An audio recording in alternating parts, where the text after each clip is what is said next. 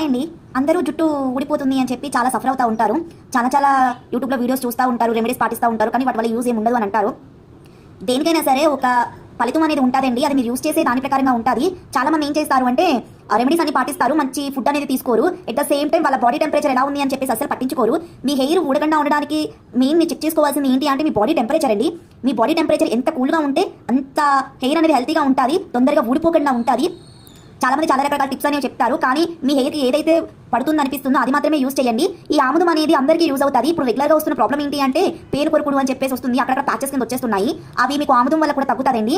మీరు ఫిల్టర్ చేసిన ఆముదం ఏదైతే ఉంటుందో ఎల్లో కలర్ కాకుండా వైట్ కలర్ ఉంటుంది, అది మీరు తీసుకుని రెగ్యులర్ ఆయిల్ అప్లై చేసుకున్నట్టే చేసేసుకోండి. ప్లస్ వాటర్ ఎక్కువ తీసుకుంటే మీకు హెల్తీ హెయిర్ అనేది ఉంటుంది. దేనికైనా ఒక టైం ఉంటుంది, ఆ టైం ప్రకారంగా మాత్రమే చేస్తే మంచిది. టైం కన్నా ఎక్కువ హెయిర్కి ప్యాక్ అనేది ఉంచుకుంటే కనుక అది ఎఫెక్ట్ అనేది చాలా దారుణంగా ఉంటుంది. ఊడేదానికన్నా ఇంకా ఎక్కువగా ఊడిపోతుంది. కొంచెం హెయిర్ గురించి జాగ్రత్త తీసుకుని బాడీ టెంపరేచర్ని కరెక్ట్గా మెయింటైన్ చేయండి, అప్పుడే మీకు హెయిర్ బాగుంటుంది.